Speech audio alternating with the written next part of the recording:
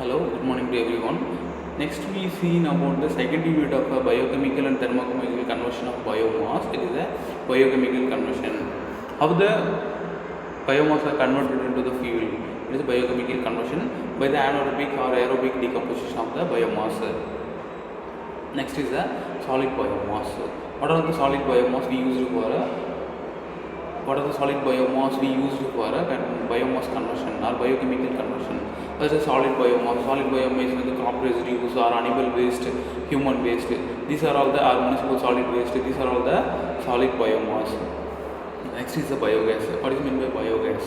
Biogas means by decomposing the biomass material, the gas are produced. It is a biogas. The composition of the biogas mainly methane and carbon dioxide. In this methane as a fuel for our requirements, maybe cooking application. Mostly in rural areas, they fix a small biogas plants by getting a subsidy from the government, and they construct the small biogas plant and uses as by producing a small biogas quantity for cooking applications. For large scale industries and some of the industries use the biogas plant for the power generating applications. So producing a biogas and running a biogas engine, biogas IC engine by producing the electricity. Liquid biofuel means suppose vegetable oil, ethanol, and produced by the commercial industrial productions. So maybe ethanol produced by the sugar cane and the mayas, mostly with mayas, processing of mayas. Next is the anaerobic decomposition and aerobic decomposition. Aerobic decomposition means the biomass are decomposed or break down the complex part by a microorganism. It is by using air. The microorganisms are decompose the biomass. It is known as the aerobic decomposition. Mainly the produced product of aerobic decomposition is mostly carbon dioxide. There is no fuel production, only for a carbon dioxide and hydrogen. It is used for a sewage treatment plant because there is most of the organic components in the sewage treatment plant. It is decomposed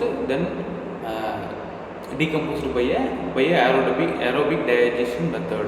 Next one is the anaerobic digestion. It is used for a production of biogas. Anaerobic decomposition method means without the oxygen supply, the microorganisms are decompose the biomass and produces a methane gas and carbon dioxide and some traces of hydrogen gas. It is a aerobic decomposition method.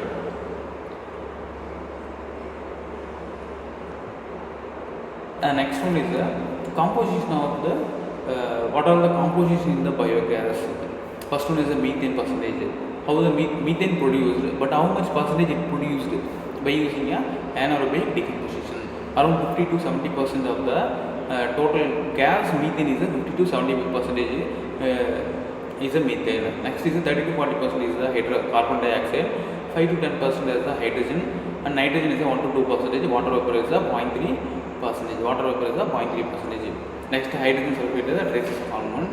We use a hydrogen sulfate filter for filtering the hydrogen sulfate gas in the biofuel because it go to the directly we send the hydrogen sulfide to the IC engine, it forms a hydrochloric acid. And wear and tear of a IC engine components and the life of IC engine will be reduced. For that we use a hydrogen sulfide filter. Next is the properties of biogas. Properties of biogas means we use a biogas, but how much energy we can get from by combustion in the biogas. Most of the net calorific value is 20 megajoule per meter cube. It is sufficient for running a IC engine. Ignition temperature is around 700 degrees Celsius. Mostly we use a spark ignition engine or combined with the diesel as a compression ignition engine. Microbiology of a biogas production. During that, three phases are there. One is the hydrolysis process and another is the acid formation process and methane formation process. Hydrolysis process we mixing powdering the biomass and mix with the water and sufficient amount of water in a correct ratio, mixing with the water and sent to the biogas digester. Next is the acid formation. It is produced by the acid forming bacteria. It is acid forming microorganism. It converts the biomass into the acid stage, quite easily decomposing the biomass. Next is the methane formation stage. Methane formation stage, another type of bacteria is a methogens.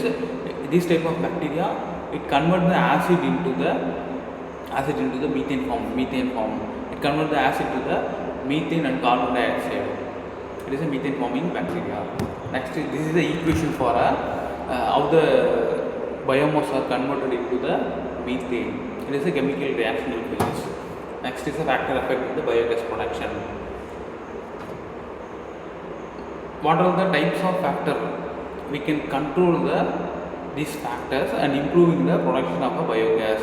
These are the factors affecting the production of biogas. So that we most concentrate on these factors. By controlling these factors, we achieve the more amount of production of biogas or efficiency of the plant. First one is the carbon-nitrogen ratio. Carbon-nitrogen ratio means what is the percentage of carbon and nitrogen in the biomass. Based on that, the production of biogas is differed. Differed means varying by. It is not fixed by hours. It is based upon different types of plant or different types of biomass. What is the biomass? It is the carbon-nitrogen ratio are fixed. Based on that, we expecting the plant efficiency.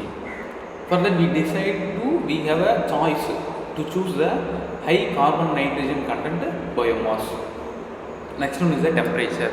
When the temperature of digester is maintained over the range around 135 to 38 degrees Celsius, because of the bacteria creating or producing a methane gas, it comfortably works as a temperature with a range of 35 to 38 degrees Celsius. When the temperature lower means the activity of the bacteria reduced, the production of methane gas also reduced. In colder countries, they are using a biogas digester, but the temperature outside the atmosphere is below 10 degrees Celsius or 5 degrees Celsius, something that. In 5 degrees Celsius, the activity of the methane producing bacteria or microorganisms are very, very low. In the activities are very low means the production of methane gas is very low. Then they will use a heating of a digester by maintaining a 35 degree or around 30 degrees Celsius by heating a